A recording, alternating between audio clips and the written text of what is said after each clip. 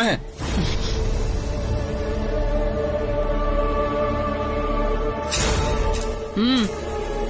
എനിക്കെന്റെ ബ്രോയെ വേണം.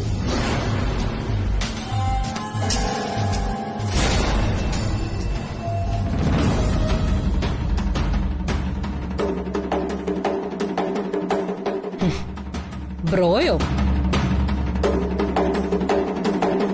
ഇന്നലെ പാതിരാത്രി കഥയിൽ തട്ടി വിളിച്ചൊരുത്തി ചോദിച്ചത് അവൾക്ക് അവളുടെ ഭർത്താവിന് വേണമെന്ന.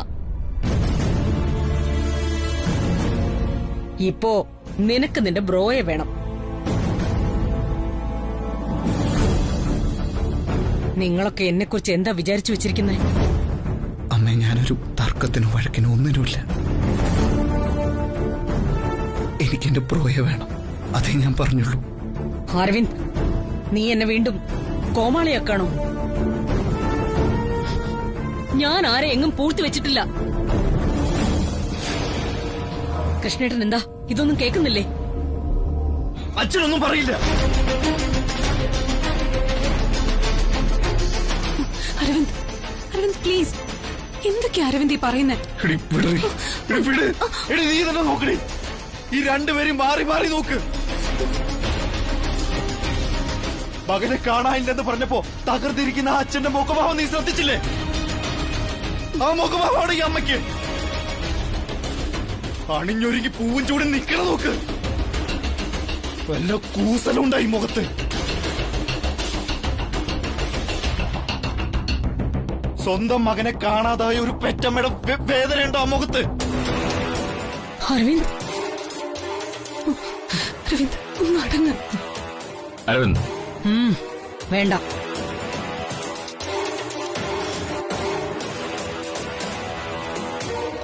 നീ എന്താ പറഞ്ഞു വരുന്നേ?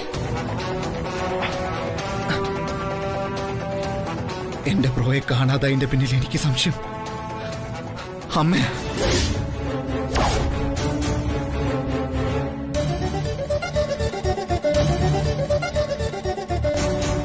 അരവിന്ദ്, മോനെ കാണാത്ത ദുഃഖത്തില് തകർന്നിരിക്കുക ചേച്ചി. അതിനിടയ്ക്ക് നീ ആവശ്യമില്ലാത്തത് പറഞ്ഞ ദൈവം പോലും പൊറുക്കില്ല നിന്നോട്. തൃച്ചംബരത്തിന്റെ തകർച്ചൊരു ആഘോഷമാക്കുന്ന മനസ്സുമായി നിൽക്കുന്ന നിങ്ങളൊരു അക്ഷരം മിണ്ടരുത്.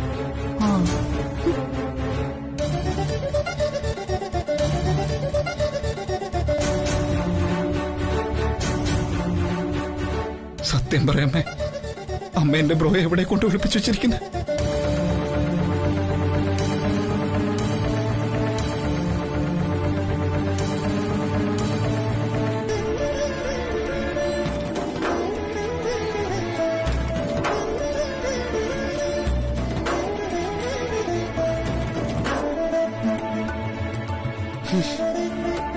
നല്ല ചോദ്യം. പക്ഷേ ഒളിപ്പിച്ചു വച്ചിരിക്കുന്നതെന്നല്ല, ഒളിപ്പിച്ചു വച്ചത് എന്നായിരുന്നു ചോദിക്കേണ്ടിയിരുന്നത്. ചോദ്യം ന്യായമാണ്. കാരണം അവനെ ഒളിപ്പിച്ചു വെച്ചത് നീ കണ്ടിട്ടില്ല. 10 മാസം എന്റെ വയറ്റിൽ ഞാനവനെ ഒളിപ്പിച്ചു വെച്ചു. അതുപോലെ തന്നെ നിന്നെയും. പക്ഷേ അതവൻ കണ്ടിരുന്നു. അതുകൊണ്ട് നിന്റെ ചോദ്യമൊന്നും അവന്റെ ഭാഗത്തുനിന്നും ഉണ്ടാവില്ല. ഇന്നതുപോലെ ഒളിപ്പിച്ചു വെക്കാൻ അവൻ കൊച്ചുകുട്ടിയൊന്നും അല്ലല്ലോ അരവിന്ദ്.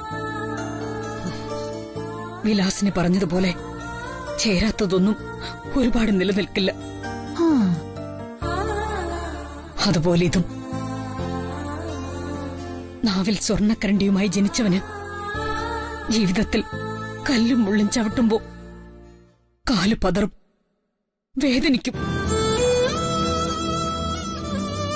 ഒന്നും വേണ്ടായിരുന്നു എന്ന് കരുതി കുറ്റബോധം തോന്നി നാട് വിട്ടിട്ടുണ്ടാവും നിന്റെ ഏട്ടൻ.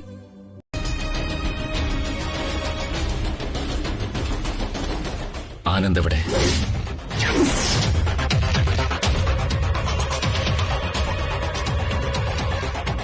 കൃഷ്ണേട്ടാ, പകുതിയെങ്കിലും എനിക്ക് അവകാശപ്പെട്ടതാ എന്റെ മകൻ. അവന്റെ മിസ്സിങ്ങിന് പിന്നിൽ നീ ആയിരിക്കുമെന്ന് അരവിന്ദ് സംശയിച്ചാൽ അവനെ കുറ്റം പറയാൻ പറ്റില്ല. കാരണം വെറുതെയാണെങ്കിലും നീ എന്നോട് പറഞ്ഞതാ, കുടുംബത്തിന്റെ അഭിമാനമാ വലുത്. അതിന് സ്വന്തം മകനെ കൊല്ലേണ്ടി വന്നാലും നീ തയ്യാറാകുമെന്ന്.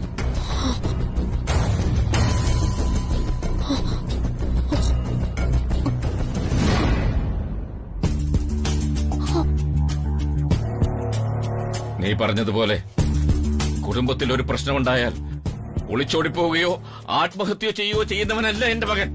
അതെനിക്ക് നല്ല ഉറപ്പുണ്ട്.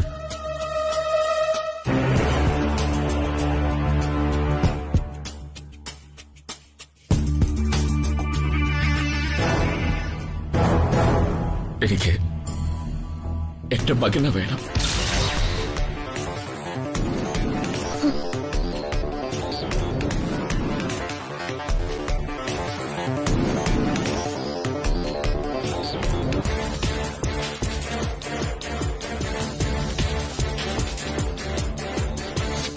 ഞാൻ അവനെ അന്വേഷിച്ചു തുടങ്ങിയതാണ്. എന്റെ അന്വേഷണം വന്നു നിൽക്കുന്നത് നിന്റെ അരികിലേക്കാവരുത്.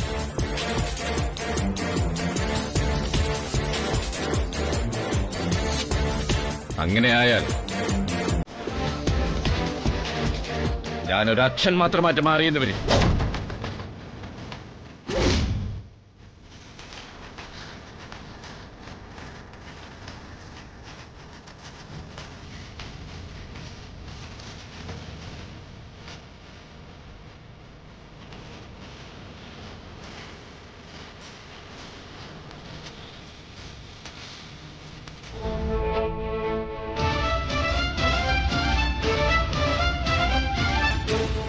ബ്രോയെ കാണാത്തതുകൊണ്ടാണോ, അതോ വാക്കുകൾ കൊണ്ട് അമ്മയുടെ മനസ്സ് കീറി മുറിച്ചതുകൊണ്ടോ?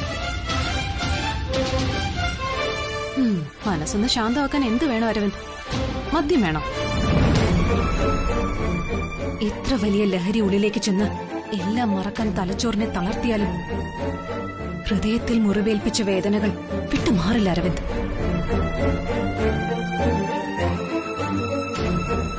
അതെ, അത് അമ്മയാ. ആഴമളക്കാൻ പറ്റാത്ത സ്നേഹത്തിന്റെ കടൽ. ആ അമ്മയോട് അരവിന്ദ് അങ്ങനെ സംസാരിച്ചത് അതൊരിക്കലും പാടില്ലായിരുന്നു. അമ്മ ജീവിച്ചിരിക്കുന്ന കാലം എല്ലാവർക്കും പുണ്യം തന്നെയാ. അമ്മ ഇല്ലാതായി കഴിയുമ്പോൾ പലരും അമ്മമാരുടെ വില മനസ്സിലാക്കുന്നത്. അതൊരു തണല, അമ്മ എന്ന വൻമരം ഒരുക്കുന്ന തണൽ. അത് നഷ്ടപ്പെട്ട വെയിലിന്റെ പൊള്ളലറിയും.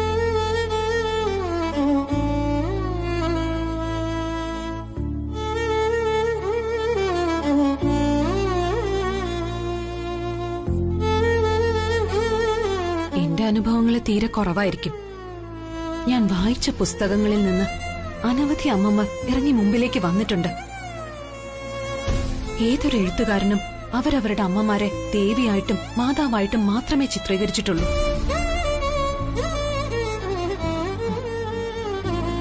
അമ്മ എന്ന് പറഞ്ഞ ഭൂമിയാണ്, സ്നേഹം വിളയുന്ന ഭൂമി. ആ അമ്മയോട് അരവിന്ദ് അങ്ങനെ സംസാരിച്ചത് ഒട്ടും ശരിയായില്ല. ഞാൻ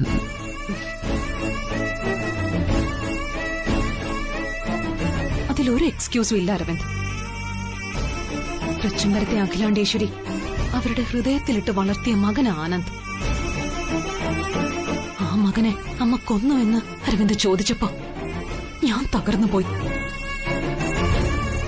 എന്റെ ഹൃദയം അത്ര വേദനിച്ചുവെങ്കിൽ ആ അമ്മയുടെ ഹൃദയം ജീവശ്വാസം കിട്ടാതെ അല്പം നേരമെങ്കിലും പിടഞ്ഞിട്ടുണ്ടാവും. അതുകൊണ്ട് ഞാൻ തറപ്പിച്ചു പറയുന്നു, എന്റെ മകൻ തിരിച്ചുവരും.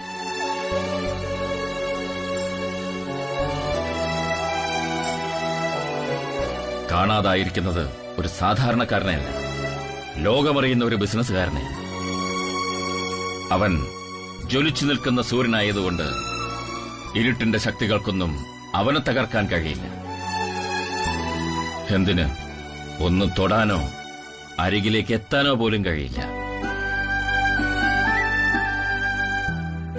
ദേ നോക്ക്, നിങ്ങൾ ഒറ്റയ്ക്കല്ല, ഒരു വെളിപ്പാടകലെ ഞാനുണ്ട്.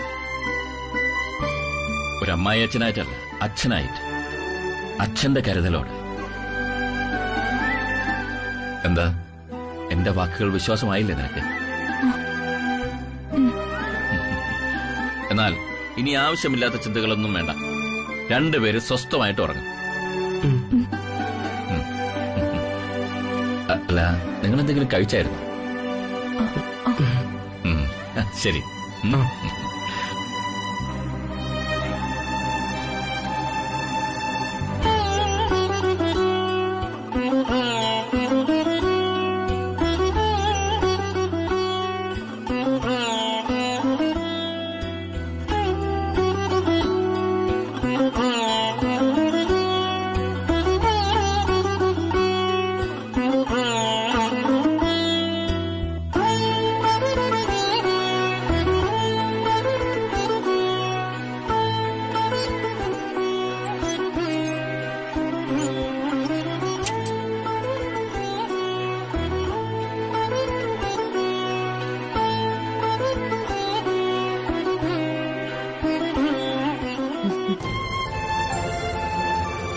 നന്ദന, മോളി രാത്രിയിൽ എവിടേക്കാ?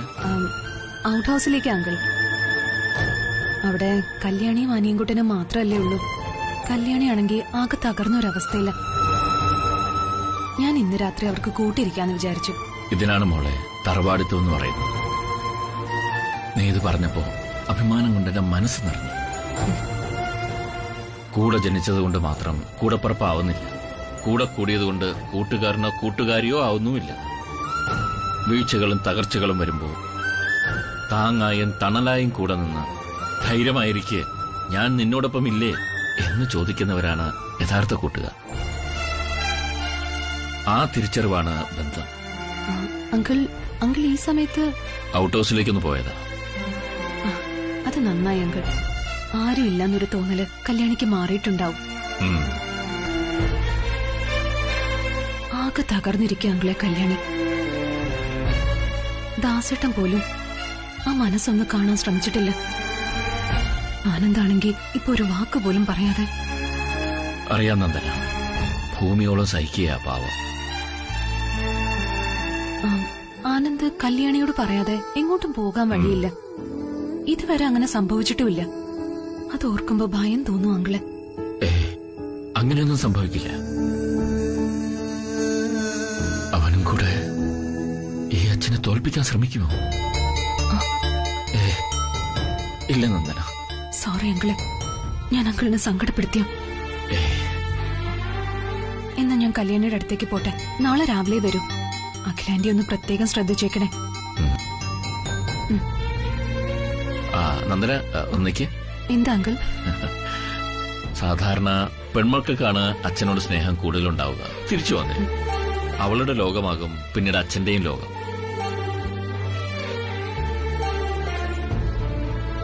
അഖിലയോട് പറഞ്ഞില്ലെങ്കിലും അങ്ങനെ ഒരു മകളെ കിട്ടാത്തതിന്റെ സങ്കടത്തിലായിരുന്നു. പക്ഷേ ഇപ്പോൾ ആ സങ്കടം മാറി. കഴിഞ്ഞ ജന്മത്തിലെ എന്റെ മകളായിരിക്കാം ഇപ്പോൾ എന്റെ മരുമകളായി ഇങ്ങനെ മുമ്പിൽ നിൽക്കുന്നത്.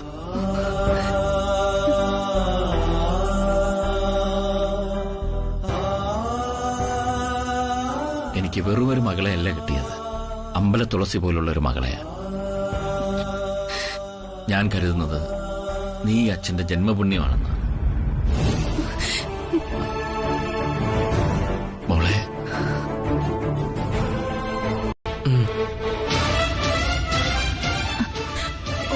ഓപ്പോളമ്മ, അച്ഛൻ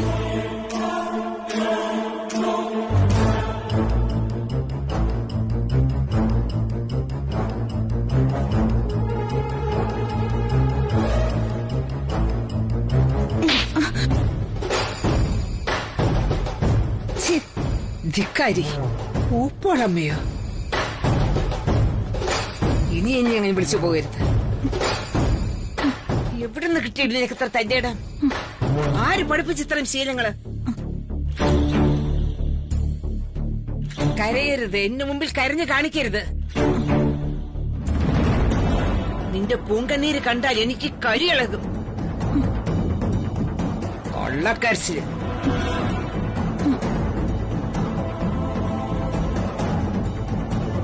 അടക്കവും ഒതുക്കവും ചൊല്ലുവിളി ഉണ്ടായിരുന്ന പെണ്ണാണ്. നാട് വിട്ട് നഗരത്തിൽ വന്നപ്പോൾ അവളുടെ നിറമങ്ങ് മാറി. ആ തൃച്ചംബരത്തിന്റെ തിളക്കം കണ്ടപ്പോൾ അവളങ്ങ് നെകളിച്ചുപോയി. തന്തയും വേണ്ട, കുടുംബക്കാരും വേണ്ട. ഓപ്പളമ്മ ഞാൻ ഒരക്ഷരം മിണ്ടരുത്. മിണ്ടാനുള്ള അവസരം ഞാൻ തരികയാണെങ്കിൽ അപ്പോൾ മിണ്ട. ദേ, എന്റെ അടുത്ത് നെകളിപ്പ് കാണിച്ചാൽ അടിച്ച് ഞാൻ പല്ല് തെറിപ്പിക്കും, പറഞ്ഞേക്കാം. എന്നെ നിനക്ക് നന്നായിട്ട് അറിയാലോ.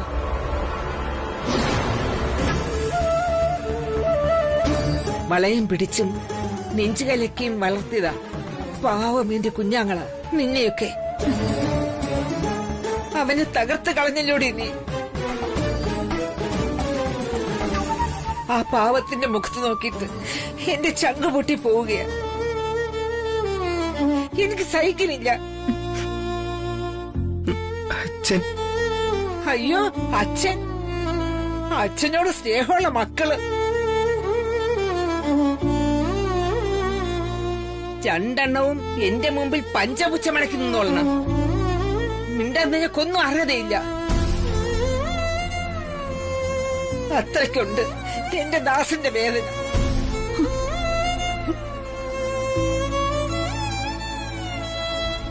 അവൻ പൊന്നുപോലെ വളർത്തിയതല്ലേടി നിന്നെ.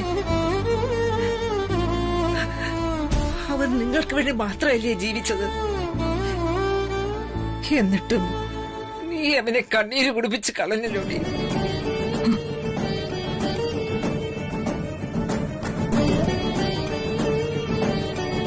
സുധ മരിച്ചപ്പോ ഞാൻ അവനോട് പല പ്രാവശ്യം പറഞ്ഞതാ, എടാ പറക്ക മുറ്റിക്കഴിഞ്ഞാൽ മക്കളൊക്കെ പല വഴിക്ക് പറന്നു പോകും. വയസ്സുകാലത്ത് നിനക്ക് നാഴിവെള്ളം ചൂടാക്കി തരാൻ ആരും ഉണ്ടാവില്ല. ഒരു കല്യാണം കഴിക്കുന്നു.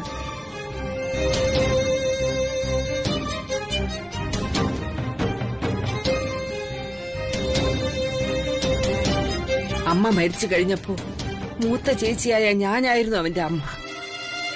അമ്മയുടെ സ്ഥാനത്ത് ഞാനത് പറഞ്ഞിട്ട് അവനത് കേട്ടില്ല.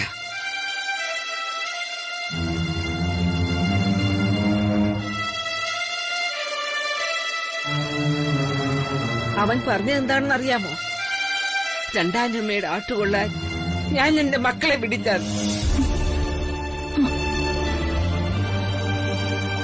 എന്റെ മക്കൾ എന്റെ നിധികളാണ്, അവരെന്റെ ജീവനാണെന്ന്.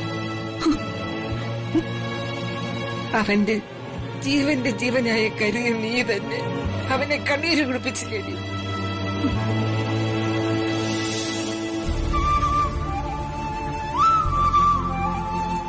പറയടി, ഇതിലും നല്ലത് അവന് കുറച്ച് വിഷം കലക്കി കൊടുക്കാമായിരുന്നില്ലേ? ഓപ്പളമ്മ ഞാൻ അവനോ ഞാനോ നിന്നിൽ നിന്നും ഇത് തീരെ പ്രതീക്ഷിച്ചിട്ടില്ല. അത്രയ്ക്ക് സ്നേഹവും വിശ്വാസവുമായിരുന്നു ഞങ്ങൾക്ക് നിന്നെ.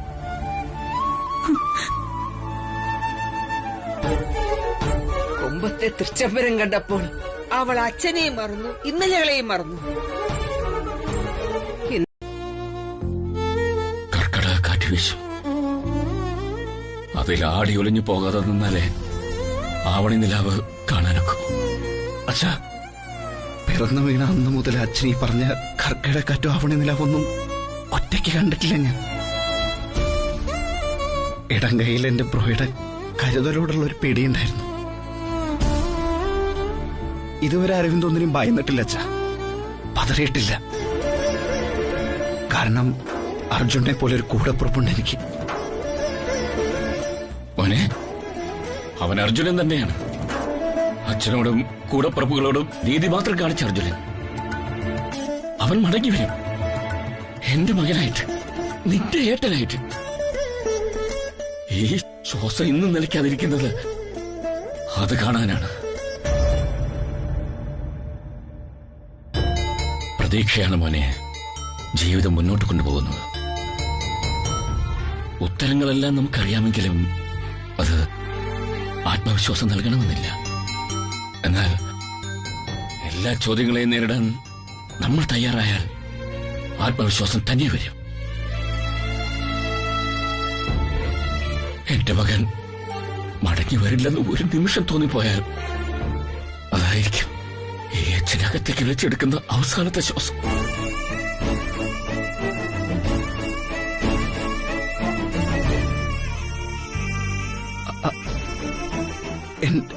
എന്റെ അച്ഛൻ സങ്കടപ്പെടല്ലേ? എനിക്ക് നഷ്ടപ്പെട്ടു പോയ നിധിയെ കണ്ടെത്താൻ കരുത്തുള്ള ഒരു മകൻ നെഞ്ചും വിരിച്ച് കൂടെ ഉള്ളപ്പോഴും നീ എന്ന അമ്മയോട് പറയുന്നത് കേട്ടല്ലോ, നീ ഒന്ന് ഉറക്കെ വിളിച്ചാൽ കേൾക്കാത്ത ദൂരത്തൊന്നും നിന്റെ പുറം പോകില്ലെന്ന്. അതിലെനിക്ക് വിശ്വാസമുണ്ട്. നിനക്കറിയാത്തതൊന്നും അവനിലില്ല. സൗഹൃദങ്ങളുടെ കാര്യത്തിലാണെങ്കിൽ പോലും അതെ. നമുക്ക് തേടി കണ്ടുപിടിക്കാം അവനെ തേടി ഏത് കൊടുങ്കാട്ടിലുള്ള കോട്ടയിലേക്കും അച്ഛൻ വരും നിന്റെ കൂടെ. പാത എത്ര ദുർഘടമായാലും. കാരണം അച്ഛനറിയാം, തളർന്നാൽ ഈ തോളുണ്ട്. അച്ഛാ, നമുക്ക് അന്വേഷിക്കാം അവനെ. വാടാ മോനെ, വാ.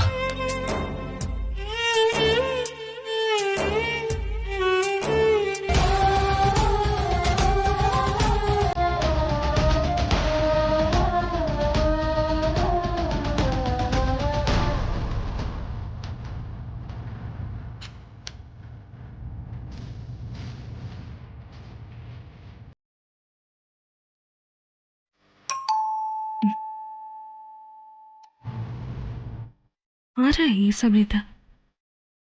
പ്രിയങ്ക തിരിച്ചു വരാൻ സമയമായിട്ടില്ലല്ലോ.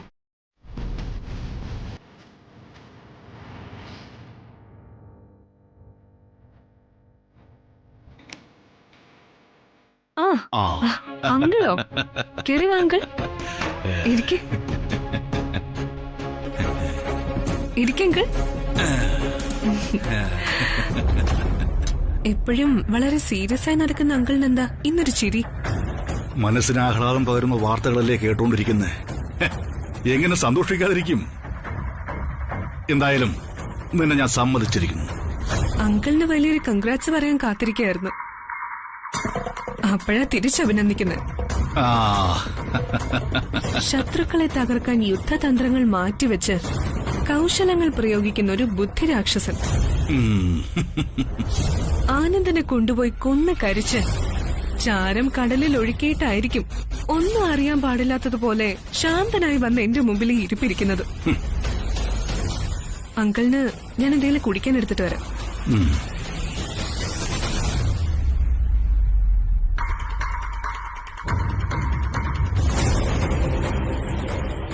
ഇവളാണ് നാഗമ്പടത്തെ യഥാർത്ഥ രാജവെമ്പാല. തൃച്ചംബരത്തേക്ക് ഊർന്നിറങ്ങി ഭണം വിരിച്ച് ഇരുൾമറ പറ്റിയിരുന്നിട്ട് സാധിക്കാത്തത് മാളത്തിൽ ഒതുങ്ങിയിരുന്ന് തഞ്ചവും തരവും നോക്കി ഒറ്റ ദംശനം കൊണ്ട് സാധിച്ചെടുത്തില്ലേ. ഉഗ്രവിഷമിറങ്ങി രക്തം പിരിഞ്ഞ് ശരീരമാകെ കരുനീരിച്ച് ഏത് ചതുപ്പിലായിരിക്കും അവൻ ഒടുങ്ങിയിട്ടുണ്ടാവുക? താലി കെട്ടിയ ഭർത്താവടക്കം എന്തിന്? സ്വയം കണ്ണാടിയിലേക്ക് നോക്കിയ എന്റെ പ്രതിബിംബം തന്നെ ഞാനാണ് എല്ലാത്തിനും കാരണക്കാരി എന്ന് വിളിച്ചു പറയുന്ന പോലെ ഇളയച്ചൻ എത്രയും പെട്ടെന്ന് ഇങ്ങോട്ട് വരണം.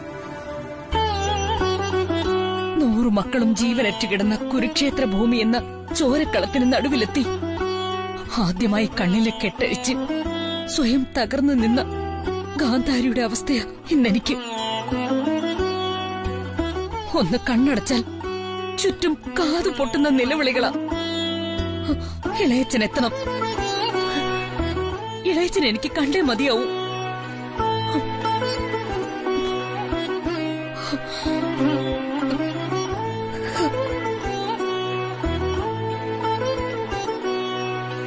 പിടിവാശികളുടെ ഇടയിൽ സ്വന്തമായുള്ളത് എന്നേക്കുമായി അകന്നു പോകുമ്പോഴേ നഷ്ടത്തിന്റെ ആഴമറിയാൻ കഴിയും. ഗാന്ധാരി എന്ന ആ അമ്മ വിചാരിച്ചിരുന്നുവെങ്കിൽ ഹസ്തിനപുരത്ത് ആ യുദ്ധമുണ്ടാകില്ലായിരുന്നു. പിടിവാശിയും അധികാരഭ്രമവും ഹസ്തനപുരിയെ തകർത്തതുപോലെ പാരമ്പര്യവും കുടുംബമഹിമയും തൃച്ചംബരത്തിന്റെ തൂണുകളെ ഇളക്കി തുടങ്ങി. ഇനി അത് പാടെ നിലംപതിക്കാൻ അല്പം ദൂരം മാത്രം.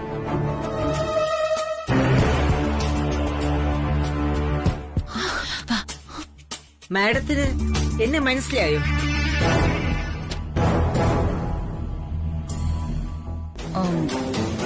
എവിടെയോ കണ്ടു മറന്ന മുഖം. അഖിലെ, മനസ്സിലല്ലേ നിനക്ക്? ദാസിന്റെ ഓപ്പോളാ. ഓ, ദാസേട്ടന്റെ ഓപ്പോളോ? ഓപ്പോളോ? ഇരിക്കൂ. വേണ്ട. ഇരിക്ക്. ദാസ് ഇവിടുത്തെ വെറൊരു ഡ്രൈവറല്ല, തൃച്ചംബരത്തെ ഒരാളാ. ദാസിന്റെ ഓപ്പോൾ ഇരിക്കെ.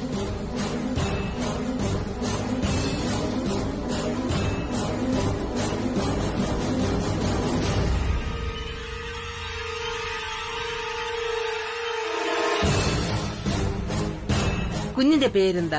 നന്ദന. മക്കളൊക്കെ? മക്കളൊക്കെ 2 ആമ്പിള്ളേരായിരുന്നു. 2 ഡോക്ടർമാർ. ഒരുത്തൻ ഓസ്ട്രേലിയയിൽ അങ്ങ് തങ്ങി.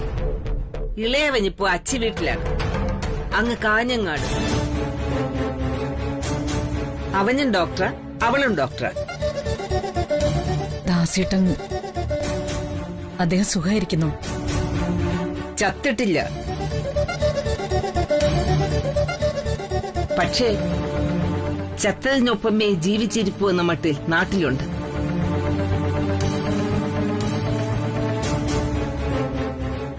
ആ, ഞാനിപ്പോ ഇങ്ങോട്ട് വന്നത് ചില കാര്യങ്ങൾ ചോദിക്കാനും പറയാനുമാണ്. അവൻ എന്ത് തെറ്റാ ഈ തൃച്ചംബരത്തോട് ചെയ്തത്? ദാസേട്ടൻ തെറ്റ് ചെയ്തതായി ഞങ്ങളാരും പറഞ്ഞിട്ടില്ലല്ലോ. പിന്നെ ആരാ തൃച്ചംബരത്തോട് തെറ്റ് ചെയ്തത്? അവന്റെ മകൾ കല്യാണിയോ? അല്ല, അവളെന്തോ മഹാ അപരാധം ചെയ്തതുപോലെയാണല്ലോ ഞാൻ വന്ന് കയറിയപ്പോൾ മുതൽ കേൾക്കുന്നത്. എട്ടും പൊട്ടും തിരിയാതെ ചൊല്ലുവിളിക്ക് വളർന്ന ഒരു പാവം പെൺകുട്ടിയായിരുന്നു കല്യാണി. അവളെ മാഡവും മാഡത്തിന്റെ മകനും കൂടി ചേർന്ന് ചതിക്കുകയായിരുന്നു എന്ന് പറഞ്ഞാൽ മാഡത്തിന് നിഷേധിക്കാൻ പറ്റുമോ? ആഹാ, ദേ എവിടുന്നോ വലിഞ്ഞു കയറി വന്ന ചേച്ചിയോട് ആവശ്യമില്ലാത്തൊക്കെ പറഞ്ഞ പ്രായമൊന്നും ഞാൻ നോക്കില്ല. കൊള്ളാലോ ഇത്. കുഞ്ഞുമോളെ, ഞങ്ങൾ തമ്മിൽ സംസാരിക്കുന്നതിനിടയിൽ വെറുതെ കയറി ഇടങ്ങേറുണ്ടാക്കാൻ നിൽക്കരുത്. പടക്കിടയിൽ കൊട വെക്കരുത്. കുഞ്ഞുമോൾ അടങ്ങി നിൽക്ക്. കുഞ്ഞുമോളോ? ആന്റി വീട്ടിൽ വിളിക്കുന്നത് കുഞ്ഞുമോളെന്നാണോ?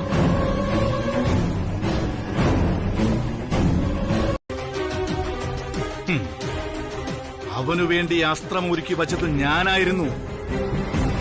ആ അസ്ത്രം ശത്രുവിന് നേരെ പായിക്കും മുമ്പേ അവൻ പടനിലത്ത് എവിടെയോ വീണു കഴിഞ്ഞു. ഇനി ഉത്തരം പറയേണ്ടത് ബാക്കി 4 പേരാണ്.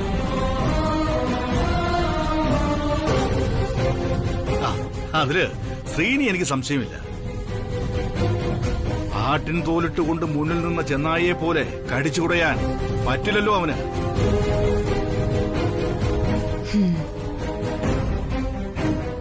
അപ്പോ പിന്നെ നിങ്ങൾ 3 പേര്, 3 പേരിൽ ആരാണ് അവനെ കൊന്നത്? ദേ, ഏതായാലും തൃച്ചംബരം തറവാട്ടിലെ അവന്റെ ഇളയമ്മയായ ഞാനായിരിക്കില്ലല്ലോ. അപ്പൊ പിന്നെ ബാക്കി നിൽക്കുന്നത് ഈ 2 പേരാ. അവരെ അങ്ങ് സംശയിച്ചാ മതിയാവും.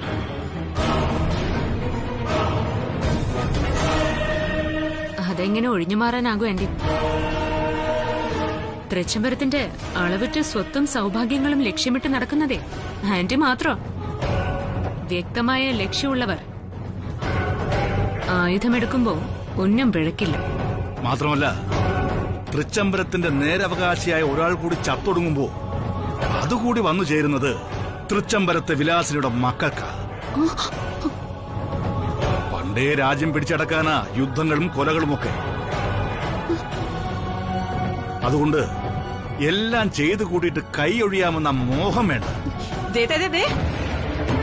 ഒരുമാതിരി കുടുംബക്കാരെല്ലാം കൂടി യോഗം കൂടി എന്നെ കൊലപാതകയാക്കാൻ നോക്കൊന്നും വേണ്ട. കൊന്നൊടുക്കി എല്ലാം നേടണമായിരുന്നെങ്കിലേ നാഗമടത്തുകാരോട് കൂട്ടുകൂടില്ലായിരുന്നോ ഈ വിലാസിനി? കൊന്നതായാലും തൃച്ചംബരത്തിന്റെ പതനം ആഘോഷിക്കാൻ കാത്തിരിക്കുന്നവളാ ഈ പ്രിയങ്ക. ശത്രുവിനെ കൊന്നിട്ട് കൊന്നു എന്ന സത്യം വിളിച്ചു പറയുമ്പോ ക്ഷത്രിയ രക്തത്തിന്റെ വീര്യം കൂടുകയുള്ളൂ. ആനന്ദിനെ ഞാൻ കൊന്നിട്ടില്ല. അപ്പൊ പിന്നെ ആര്?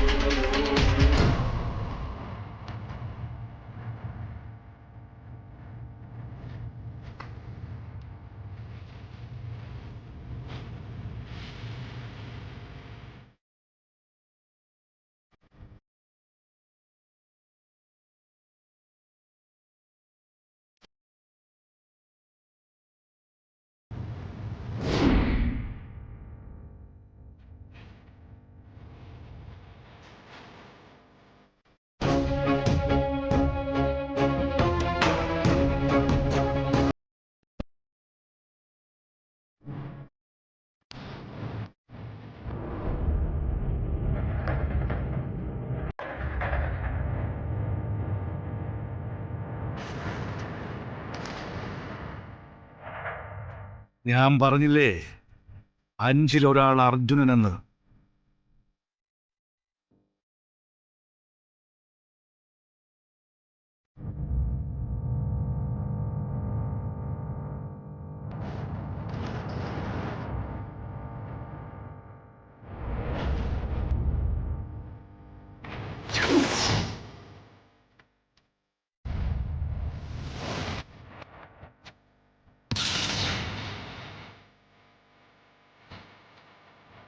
എല്ലാവരും ഒരുമിച്ച് നിൽക്കണം. അന്വേഷണമുണ്ടായാലേ ആദ്യം സംശയത്തിന്റെ കണ്ണുകൾ വന്നെത്തുന്നത് നാഗമഠത്തിന്റെ പടിപ്പുര തൊട്ടായിരിക്കും. തെളിവിന്റെ ഒരു കണിക പോലും കണ്ടെത്താൻ ഇടവരരുത്.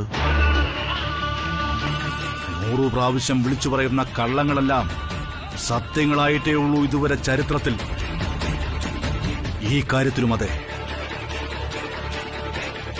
വിലാസിനി, തൃച്ചംബരത്ത് ചെന്ന് ഒരു ചന്ദനത്തിരി കത്തിച്ചു വെച്ച് അവന്റെ ആത്മാവിന് വേണ്ടി പ്രാർത്ഥിക്ക്.